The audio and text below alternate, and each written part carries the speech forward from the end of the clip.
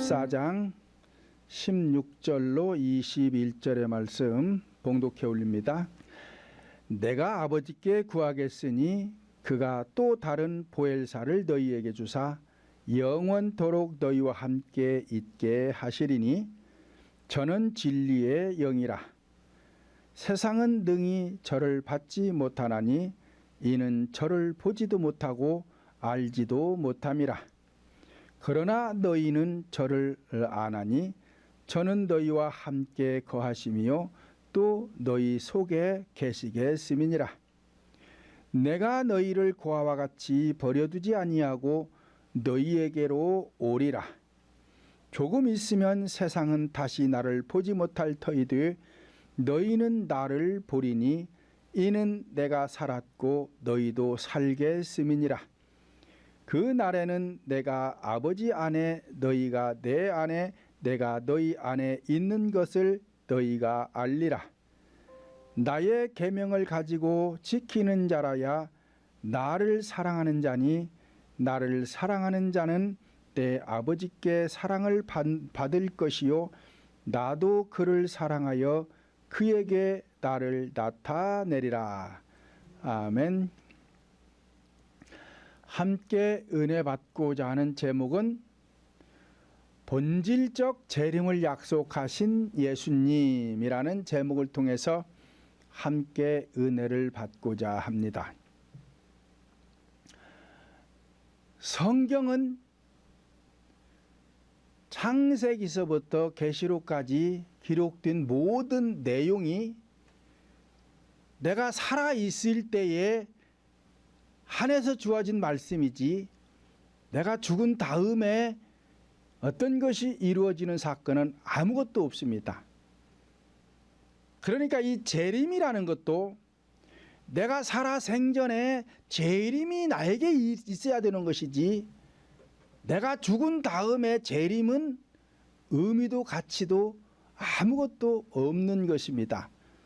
그런데 많은 사람들이 이 재림이 현상적인 재림으로 우주 공간 속에 하나님의 아들인 예수가 다시 나타나실 것처럼 말하는 분들이 있는데 나 죽은 다음에 재림은 있어도 그만 없어도 그만 아무 상관도 없는 것입니다.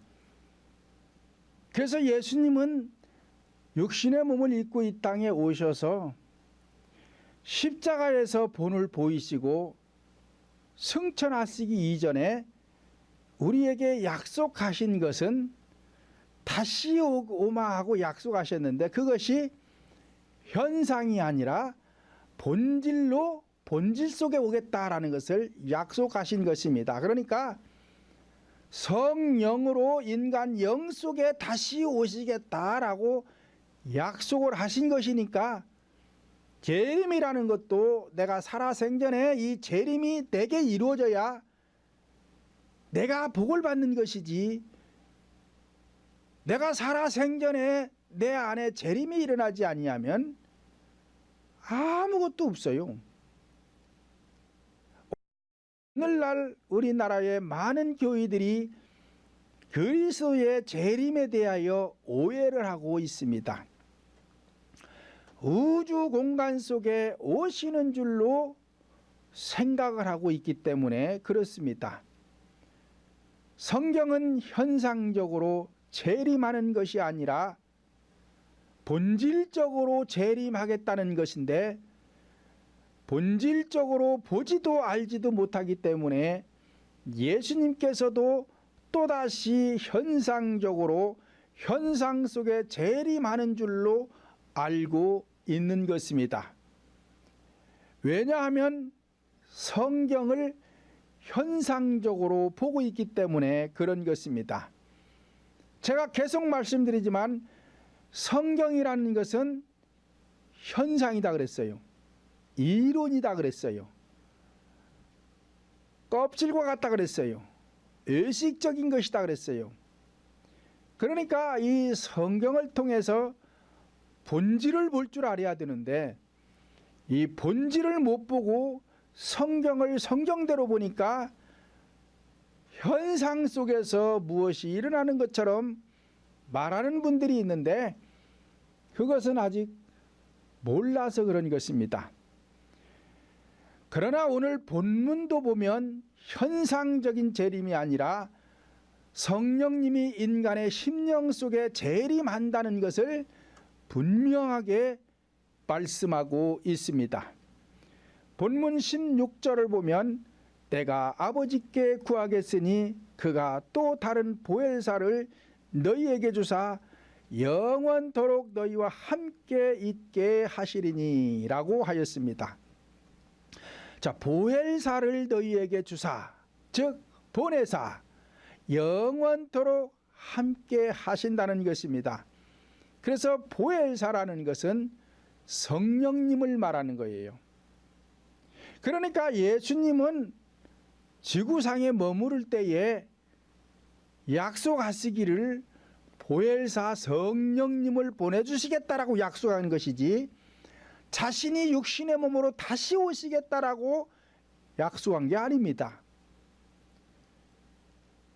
그래서 성령 하나님께서 내 몸 밖에 있으면 나와 아무 상관이 없어요. 그런데 육신의 몸으로 오신 예수는 인간 속에 들어올 수가 없어요. 못 들어오셔. 육체가 육체 안에 어떻게 들어오겠어요? 못 들어오지요. 그러니까 성령으로 다시 보내주셔서 그 성령이 우리 인간 영 속에 임재하는 것을 재림이라고 지금 말씀을 하고 있는데 이것을 내가 받아보지 못하니까 자꾸 몸 밖에 있는 하나님을 이야기하고 있는 것입니다. 본문 17절을 보면 저는 진리의 영이라 세상은 능히 저를 받지 못하나니 이는 저를 보지도 못하고 알지도 못함이라. 그러나 너희는 저를 아나니 저는 너희와 함께 거하심이요 또 너희 속에 계시겠음이니라 말씀을 하였습니다. 진리의 영이라는 것은 성령을 뜻하는데 세상은 능히 저를 받지 못한다. 세상이 뭐요? 육체가 세상이에요. 육체가 세상. 그러니까 육체대로 사는 사람들은 다 세속적인 삶을 살아가는 거라 이 말이에요. 그러니까 육체 세상은 능히 저를 받지 못하나니 앞에서 말씀드린 대로 이 이론, 현상, 껍질, 의식 이건 다 세상이에요. 세상.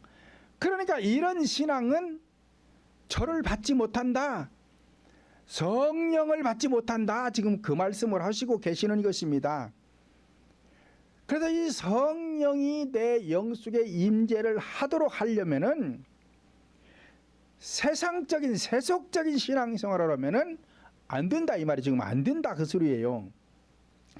그래서 이 세상이라는 것은 세속적인 것, 현상적인 것, 철학적인 것, 이 의식적인 성도들은 보혜사 성령을 받을 수 없다. 지금 그 말씀을 하고 계시는 것입니다. 왜냐? 성령을 하나님은 예수님은 성령을 보내주겠다 그랬어요. 그러니까 성령을 보내주기시로 약속했으니까 그 성령은 지금 현재도 계세요. 이 우주 공간 속에 어디든 계신 거예요. 그런데 문제는 내 안에 안 계셔서 문제다 이 말이. 내 안에 안 계셔서 문제인 거예요. 하나님이 어디든 안 계세요. 다 계신다 이 말이에요. 그런데 문제는 인간 속에 안 계시니까 문제다 이 말이에요. 그러니까 그분을 보내주겠다는 거예요. 어디로? 우리 영 속에다가 인간 영 속에 보내주겠다는 거예요. 근데 아무나 보내주는 게 아니라는 얘기예요. 아무나 보내주는 게 아니라 받을 준비가 된 자에게만 보내주겠다라고 약속을 하신 것입니다. 다시 말씀드리면 재림을 볼 수 없다는 것은 구원을 받을 수 없다. 지금 그 말씀을 하시고 계신 거요. 그러므로 첫째, 재림은 성령님은 심령 속에 오시는 것입니다. 자, 구약에서의 하나님은 약속하시기를 메시아를 보내주겠다라고 약속을 하신 거예요. 그래서 메시아를 보내주겠다, 메시아를 보내주겠다 수도 없이 선지자들 통해서 말씀하시고, 그리고는 메시아를 보내주셨어요. 그 메시아가 예수 그리스도다 이 말이요. 근데 이 예수 그리스도는 지구상에 오신 거예요. 육신의 몸을 입고 지구상에 오신 거. 그러니까 현상적으로 오신 것이 초림이다 이 말이에요. 초림. 그 메시아가 오셔서 승천하기 전에 다시 약속을 했어요. 그 다시 약속을 하신 것이 무엇이냐? 성령을 보내주겠다고 약속을 한 거란 말이에요. 그러니까 신약에서 예수님은 보혜사 성령을 인간 심령 속에 보내주시겠다라고 약속을 하신 것입니다. 지구상에 다시 오마라고 약속한 게 없어요. 성경 어디에도 그런 말씀이 없고, 성령을 보내주시겠다, 보혜사를 보내주시겠다라고 말씀의 약속을 하신 것입니다. 본문 18절을 보면 내가 너희를 고아와 같이 버려두지 아니하고 너희에게로 오리라 말씀을 하였습니다. 고아는 부모가 없는 어린 아이들을 고아라고 합니다. 그러므로 성령 하나님께서 내 심령 속에 오셔야 영적인 출생이요, 이것을 거듭났다, 부활했다, 영생했다, 중생했다, 구원받았다, 산 믿음이 되었다라고 이렇게 여러 가지로 말씀을 하시는 것입니다. 우리 육체는 부모로부터 태어났어요. 고아가 됐지만 세상에 태어날 적에는 부모로부터 태어난 거예요.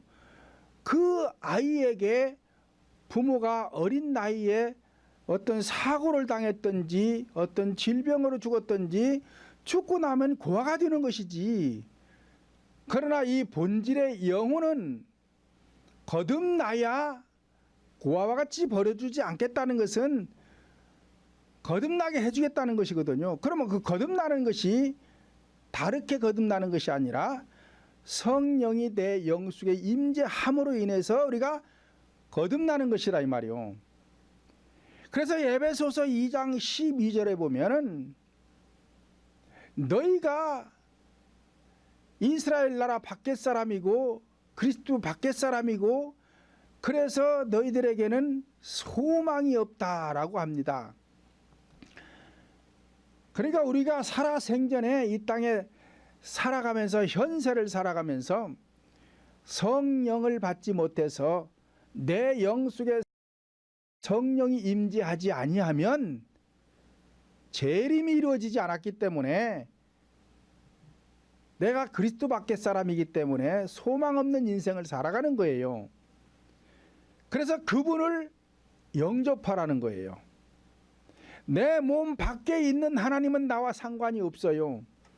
그렇기 때문에 성령 하나님을 내 영속에 임재를 해서 거듭남의 신앙생활을 하라는 것이죠.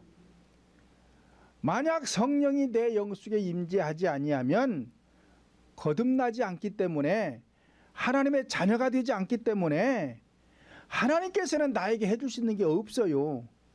그런데 단 교회만 나왔다고 해서 되는 것이 아니라 교회에 나왔으면 성령이 내 영속에 임재할 수 있도록, 다시 말하면 재림할 수 있도록 길을 예비하라는 것이죠. 그래서 이 길을 예비하는 사람을 갖다가 예정하시고 길이 완전히 완성이 되면 그때 내 영속에 임재해서 나를 택하시는 것이고, 이 택함 받은 자를 갖다가 거듭났다, 구원받았다, 영생했다, 창세전에 택함 받았다라고 하는 것입니다. 그래서 이 영을 갖다가 새 하늘이 되었다라고도 하는 것입니다. 이와 같이 성령이 인간의 영 속에 임재하심으로 영접하는 것이요, 거듭나는 것이요, 구원을 받았으니 이때부터 영원토록 함께 하시는 것입니다. 왜냐? 우리 인간이 육적으로 출생하는 것도 한 번 출생하고 마는 거예요. 그런데 육신으로 출생한 인간은 정해져 있어요. 죽어야 되는 것이 정해져 있다 이 말이에요. 그러니까 일찍 죽든 늦게 죽든 죽는 것이 정해져 있으니까 죽는 것이고, 영생이라는 것은 영원히 죽지 않는 것이 정해져 있어요. 그러니까 영원토록 함께 하시는 것입니다. 디도서 3장 5절을 보면 우리를 구원하시되 우리의 행한 바 의로운 행위로 말미암지 아니하고 오직 그의 긍휼하심을 쫓아 중생의 씻음과 성령의 새롭게 하심으로 하셨나니라고 하였습니다. 그러므로 구원이란 죄사함을 받아 새로운 영, 성령이 내 영을 새롭게 하는 것을 갖다가 구원받았다라고 하는 것입니다. 그렇다면 새로운 영이신 성령님이 내 영 속에 재림하도록 하려면 어떻게 해야 하는가? 베드로 사도가 말씀하시기를 사도행전 2장 38절을 보면 베드로가 가로되 너희가 각각 회개하여 예수 그리스도의 이름으로 세례를 받고 죄 사함을 얻어라. 그리하면 성령을 선물로 받으리니 라고 하였습니다. 그러므로 회개하지 않고 죄 사함을 받지 못하면 성령님은 결코 재림할 수 없는 것입니다. 그렇다면 어디에 재림하시는가? 우리 인간 영 속에 재림하는 거예요. 요한복음 8장 16절 보면 성령이 친히 우리 영으로 더불어 우리가 하나님의 자녀인 것을 증거하시나니라고 하였습니다. 이와 같이 성령님은 아무데나 재림하는 것이 아니라 성도들의 본질인 심령 속에 재림을 하게 되는 것입니다. 요한복음 13장 32절 보면 그러나 그 날과 그 때는 아무도 모르나니 하늘에 있는 천사들도 아들도 모르고 아버지만 아시느니라 말씀을 하였습니다. 이와 같이 재림의 날과 때는 아무도 알 수 없으나 장소는 알 수가 있는 것입니다. 왜냐? 성경에서 장소는 말씀을 해 주셨어요. 시와 때는 말하지 않았기 때문에 알 수가 없지만 장소는 말씀해 주셨기 때문에 알 수가 있는 것입니다. 그래서 성령이 우리 영 속에 임재를 하게 되면 내가 확실히 알게 되어 있는 것입니다. 그러니까 그것이 확신하는 거예요. 확신하는 거. 내가 구원받았다, 믿는다, 나는 확신한다 해서 확신이 세워지는 것이 아니라 성령이 내 영 속에 임재하면 내 영이 성령을 보았기 때문에 확신하는 거예요. 그래서 확신이 세워지는 것입니다. 데살로니가전서 5장 2절을 보면 너희가 자세히 알미라 라고 기록해 놨어요. 그러니까 그 날에 성령이 재림하는 날에 너희가 자세히 알미니라 그러고 기록을 해놨습니다. 그러니까 모르게 온다라고 얘기를 하면은 그 사람은 성령을 못 받아서 그래요. 사도행전 2장에 보면은 오순절날 마가 요한의 다락방에 120문도가 성령을 받을 때도 그 사람들이 다 알게 오셨어요. 그런 것처럼 오늘날에도 성령이 내 영 속에 임재하는 사건을 내가 확실히 알게 오시는 것이지 모르게 오시지를 않습니다. 두 번째로는 재림의 목적은 증인되게 하시려고 오시는 것입니다. 다른 말로 말하면 성령 하나님을 알게 하시려고, 또 다른 말로 말하면 체험 신자가 되게 하시려고, 또 다른 말로 말하면 지경을 넓히게 하시려고, 또 다른 말로 말하면 믿음을 성장케 하시려고, 또 다른 말로 말하면 풍성한 복을 받게 하시려고, 그래야 받은 증거가 많아야 증인이 되는 것이지, 받은 증거가 없으면 증인이 될 수가 없기 때문에 그런 것입니다. 본문 19절 다시 보면 조금 있으면 세상은 다시 나를 보지 못할 터이되 너희는 나를 보리니 이는 내가 살았고 너희도 살겠음이니라 말씀을 하였습니다. 세상은 다시 보지 못한다는 것은, 자, 이제 육체는 떠나간다는 얘기예요.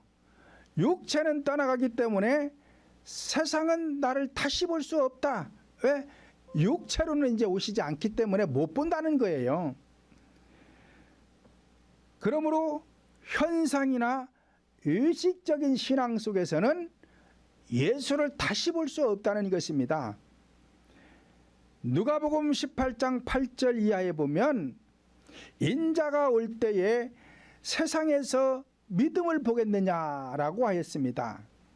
그러니까 인자가 다시 온다는 것은 성령으로 오는 것을 말씀하는 거예요. 그러니까는 성령으로 오실 때에 세상이 믿음을 보겠느냐. 그러니까 현상적인 신앙, 이 의식적인 신앙 속에서는 성령을 받을 수가 없기 때문에 믿음을 볼 수 없다. 그러니까 믿음의 선물을 주시지 않는다, 그 소리예요. 그러니까 구원받을 수 없다, 지금 그 얘기를 하고 계시는 것입니다. 그러니까 너희는 나를 보겠으니 나는 살았고 너희도 살겠습니다. 그러니까 영으로 오시는 성령님을 내 영이 영접해서 받아들여야, 내 영 속에 다시 재림을 하셔야 산다. 지금 그 소리에 산다. 누가 산다? 내 영이 산다. 죽었던 영이 이때 살아나는 것입니다. 그러나 너희는 나를 보리니 내가 살았고 너희도 살겠습니다. 그러니까 육신의 몸은 떠나서 다시 오시지 않지만 영으로 살아계신 분이다, 지금 그 얘기예요. 그러니까 영으로 다시 와서 너희도 살겠습니다. 산다. 그래서 성령을 보았으니 살아났고 보았으니 증인이 되는 것입니다. 그러므로 내 영이 성령님을 영접하지 아니하면, 즉 만나지 아니하면 볼 수도 없고 부활할 수도 없고 증인이 될 수도 없는 것입니다. 사도행전 1장 8절 보면 오직 성령이 너희에게 임하시면 너희가 권능을 받고 예루살렘과 온 유다와 사마리아와 땅 끝까지 이르러 내 증인이 되리라 말씀을 하였습니다. 그러니까 지금 앞에서 말씀드린 대로 오직 성령을 받고, 성령을 받아야 증인이 됐잖아요. 증인 보았으니까 이제. 그리고 나서 너희가 권능을 받고, 자, 이 권능을 받는다는 것은 마음의 지경을 넓힌다는 얘기예요. 그래서 마음의 지경이 넓혀지면 넓어진 데에 하나님의 말씀의 씨가 들어오는 것이고, 그래서 하나님의 말씀의 씨가 들어와서 많아지니까 하나님을 많이 알게 되는 거예요. 자, 이것을 갖다가 성장이라고 그러는 것입니다. 믿음 성장. 다른 말로 말하면 곡간에 곡식이 많이 주어졌다. 그러면 현상적으로도 은행 통장에 돈이 많은 사람이 부자지요. 마찬가지로 악이 많으면 악으로 부자가 되었고, 천국 가기가 낙타가 바늘귀를 통과하는 것보다 어렵지만 하나님의 말씀이 충만해지고 부자가 되면 여기는 능력으로 나타나는 거예요. 그래서 이렇게 권능을 받아야 예루살렘과 온 유다와 사마리아 땅 끝까지 내 증인이 되리라. 증인은 증거하는 것이 증인입니다. 그러니까 오늘날 말씀 선포한다 이런 사람들이 많은데 그건 구약적인 신앙이에요. 구약에서 얘기하는 것이고 이미 예수 그리스도가 성령이 내 영속에 임재한 이후로는 선포하는 것이 아니라 증인이 돼야 되는 거예요. 증인이. 그래서 증인된 신앙생활을 해야 권능자가 될 수 있는 것이지 증인이 되지 아니하면 능력자는 될 수가 없는 것입니다. 본문 20절을 보면 그 날에는 내가 아버지 안에 너희가 내 안에 내가 너희 안에 있는 것을 너희가 알리라 말씀을 하였습니다. 그러니까 그 날이라는 것은 성령이 내 영속에 임재한 날, 그래야 내가 아버지 안에 너희가 내 안에 내가 너희 안에 있는 것을 너희가 알리라. 왜요? 앞에 19절에서 너희는 나를 보리니 내가 살았고 너희도 살겠음이라. 그래서 성령이 내 영속에 임재해서 죽었던 영이 살아나서 보았잖아요. 그러니까 이제 알게 되는 것이죠. 알게 되는 것이지. 죽은 사람은 뭘 봐도 알 수가 없잖아요. 무슨 냄새를 맡아도 맡을 수도 없잖아요. 그러니까 몰라요. 알 수가 없는 거예요. 그러니까 증인이 될 수가 없는 것입니다. 그래서 성령이 내 영속에 임재해서 다시 말하면 재림이 되어야 죽은 영이 살아나게 되는 것이고, 죽은 영이 살아난 것을 갖다가 거듭났다, 영생했다, 자녀가 되었다, 부활했다, 새 하늘이 되었다. 그러니까 이때부터 창세전에 택함 받았다라고 하는 것입니다. 고린도전서 2장 10절을 보면 성령을 받은 자만이 하나님의 깊은 사정을 통달할 수가 있다라고 기록하고 있습니다. 그러니까 성령이 내 영속에 임재하셨기 때문에 이제부터 임마누엘 신앙이 되는 거요. 함께 동거를 시작하는 거요. 그래서 속속들이 알게 되는 것입니다. 그러니까 하나님의 깊은 사정까지도 통달할 수가 있는 것이지, 성령을 받지 아니하면 하나님을 알 수 있는 게 없어요. 누가복음 24장 48절로 49절을 보면 너희는 이 모든 일의 증인이라.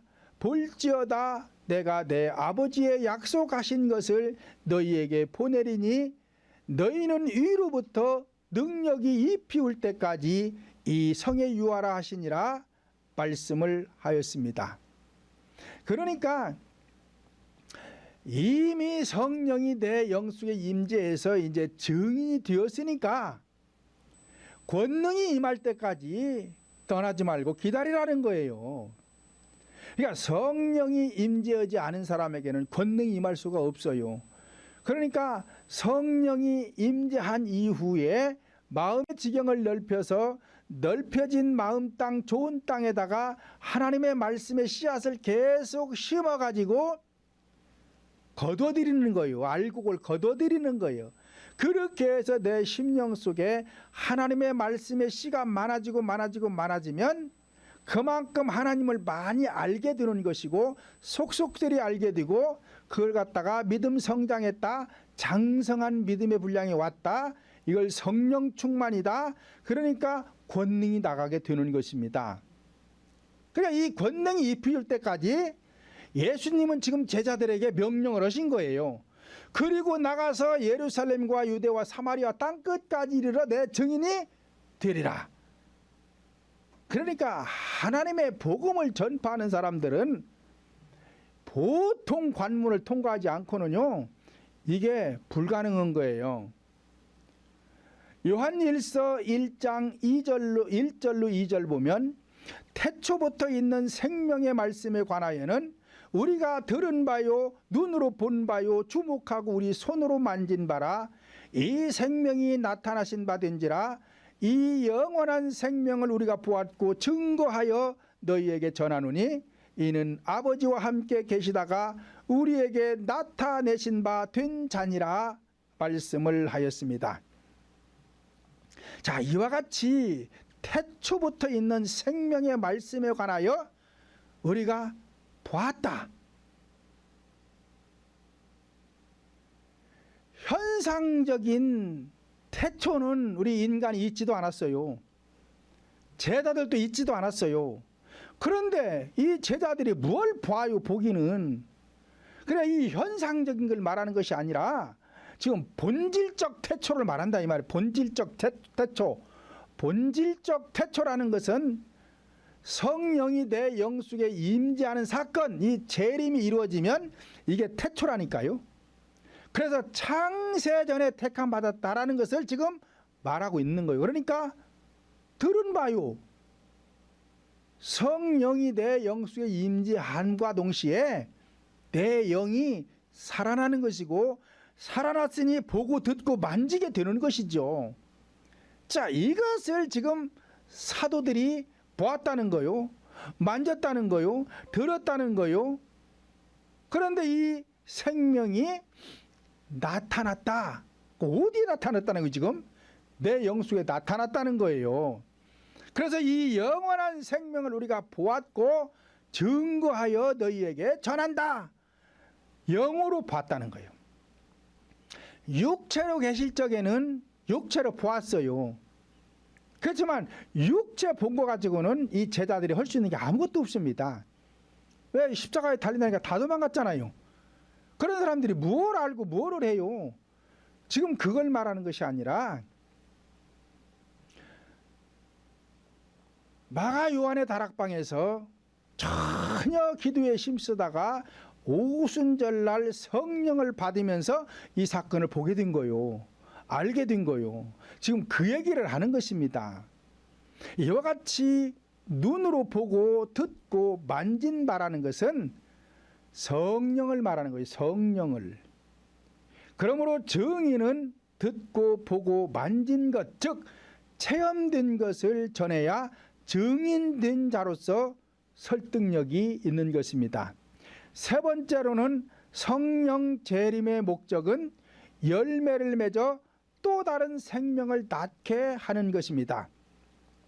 본문 21절을 보면 나의 계명을 가지고 지키는 자라야 나를 사랑하는 자니 나를 사랑하는 자는 내 아버지께 사랑을 받을 것이요 나도 그를 사랑하여 그에게 나를 나타내리라 말씀을 하였습니다. 성령의 능력이 나를 통해서 나타나는 것은 결론적인 것이요 능력은 곧 열매인 것입니다. 그러므로 성령의 열매는 갈라디아서 5장 22절로 24절을 보면 오직 성령의 열매는 사랑과 실학과 화평과 오래 참음과 자비와 양선과 충성과 온유와 절제니 이 같은 것을 금할 법이 없느니라 말씀을 하였습니다. 자, 그러므로 성령의 열매는 하나입니다.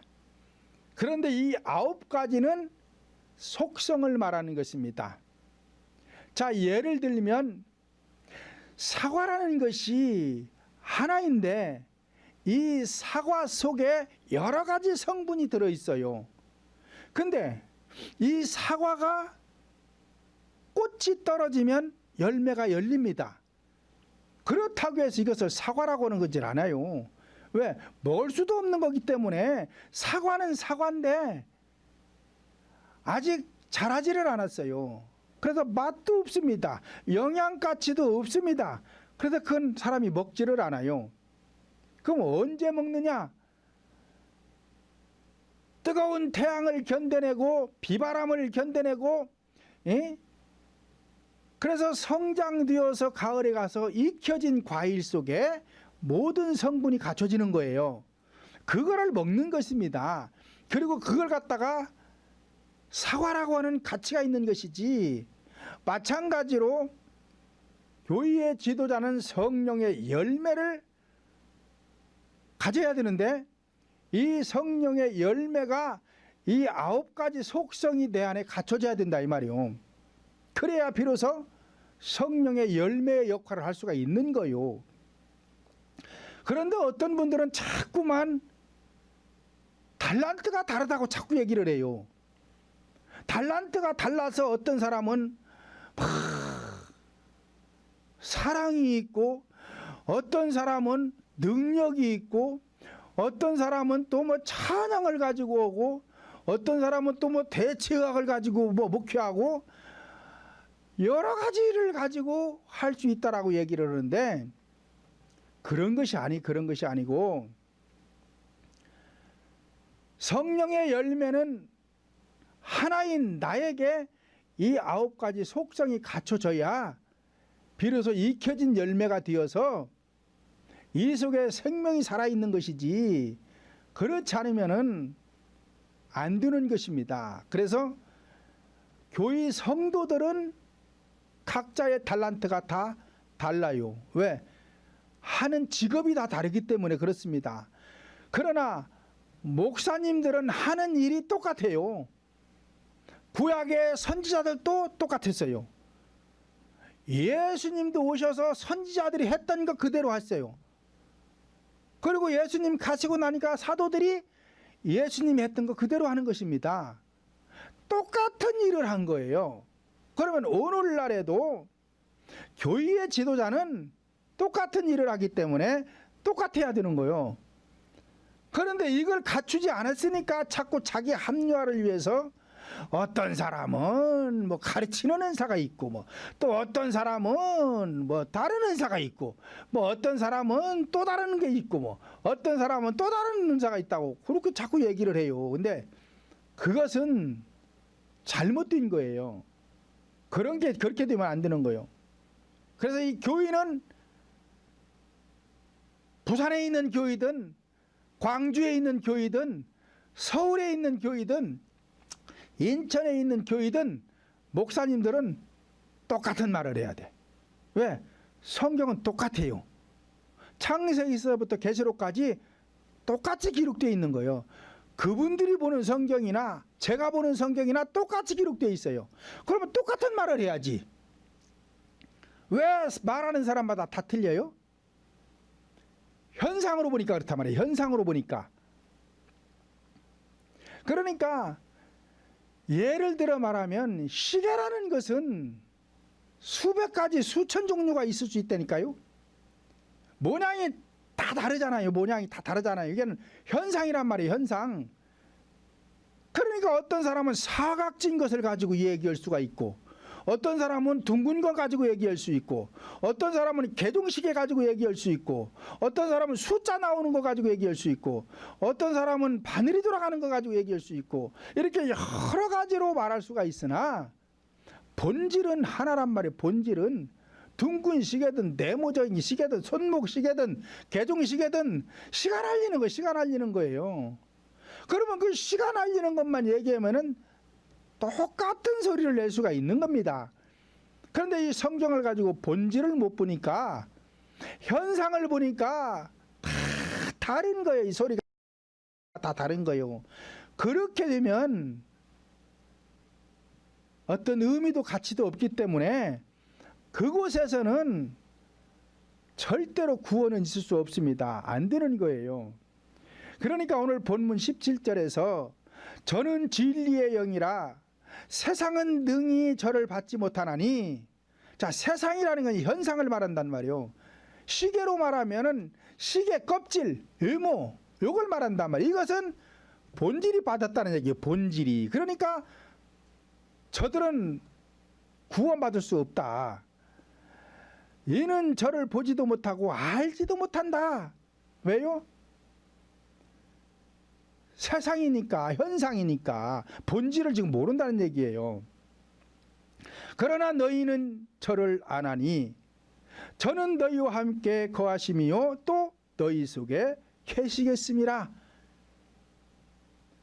그러니까 의식적인 신앙 속에는 하나님을 알 수 있는 게 없어요. 알 수도 없고, 그래서 그들은 보지도 못하고 알지도 못하기 때문에 천국 갈 수 있는 게 아닙니다. 오직 본질을 알 수 있어야 돼요. 이 본질이라는 것이 네 가지 구속사다 이 말이에요. 이걸 갖다가 십자가의 도라고 그러는 것이고, 근데 네 가지 구속사와 십자가의 도라는 것은 죽지 않으면은 이걸 알 수가 없어요. 몰라요. 십자가의 도라는 것은, 십자가는 뭐 하는 거예요? 죽는 거잖아요. 그러니까 죽은 자만이 도를 알 수가 있는 것이고, 이 도를 아는 자가 네 가지 구속사를 알 수 있는 것이고, 그래서 이 네 가지 구속사를 통해서 성도들의 죽은 영혼을 살려내고 영혼을 소성케 할 수 있는 것입니다. 그래서 이 온유라는 것은 성령의 9가지 열매 중에 이 온유가 있는데, 온유라는 것은 어떤 것이냐 하면 야생 짐승을 잡아다가 훈련을 시켜서 사람에게 복종케 된 것과 같은 거예요. 우리 인간은 전부가 다 야생동물과 같아요. 지멋대로 뜁니다. 아주 고삐 뿔린 망아지처럼 지멋대로 행동하는 거예요. 그래서 주인의 말을 듣지 않아요. 하나님 말씀을 듣지 않습니다. 교회 나와서 신앙생활 한다고 교회 안에 앉아 있으니까 뭐 하나님 말씀 순종하고 듣는 줄 알죠? 안 그래요. 본질적으로는 지 맘대로 뛰는 거예요. 날뛰고. 이놈을 갖다가 십자가에 못 박아 죽이는 거예요. 말 잘 듣는 이 송아지도요, 코를 구멍 뚫지 않으면 길을 들일 수가 없습니다. 그러니까 코를 구멍 뚫어서 콧뚜레를 갖다 끼워 넣는 거예요. 그리고는 길을 들이는 거예요. 다른 짐승들도 잡아다 놓고 이 사람에게 복종케 하려면요, 훈련을 시켜야 돼. 그렇게 해서 사람에게 복종하는 것처럼 복종된 자를 갖다가 온유하다 그러는 거예요. 그러니까 이렇게까지 되기는 우리 인간이 하나님 말씀에 순종해서 온유할 수 있도록 만들려면은 보통 어려운 게 아닙니다. 그러므로 성령의 열매가 얼마나 많이 열렸느냐에 따라서, 그러니까 이 9가지 속성 중에 내 안에 얼마만큼 갖춰졌느냐에 따라서 권능은 달라진다 이 말이에요. 9가지 중에 3가지만 지금 닮아 있다면 아직도 모르는 거예요. 그러니까 이 9가지 속성이 내 안에 갖춰질 때까지 우리는 온유한 자가 되어야 된다 이 말이에요. 그렇게 되어야 하나님의 권능이 나타나서 다른 영혼을 살릴 수 있는 지도자가 될 수 있는 것입니다. 누가복음 19장 16절 19절을 보면 그 첫째가 나와 가로되 주여 주의 한 문화로 10문화를 남겼나이다. 주인이 이르되 잘하였도다. 착한 종이여 내가 지극히 작은 것에 충성하였으니 10고을의 권세를 차지하리라 하고, 그 둘째가 와서 가로되 주여 주의 한 문화로 5문화를 만들었나이다. 주인이 그에게 이르되 너도 5고을을 차지하라 말씀을 하였습니다. 자, 한 문화라는 것은 성령을 받으면 한 문화가 주어진 거예요. 그러니까 성령은 씨라고 그러잖아요. 씨. 그러니까 이 성령이 내 영수에 임재함으로 한 문화, 미랄 하나가 주어진 것처럼 한 문화가 나한테 주어진 거라 이 말이에요.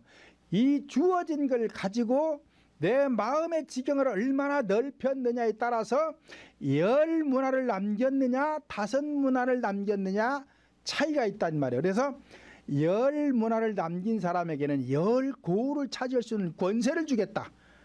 5문화를 남긴 사람에게는 5고을을 차지할 수 있는 권세를 주겠다 그러잖아요. 그러니까 현세에서도 재물이 많은 사람 적은 사람이 있듯이 하나님의 은혜도 많이 받은 사람이 있고 좀 적게 받은 사람이 있는 거예요.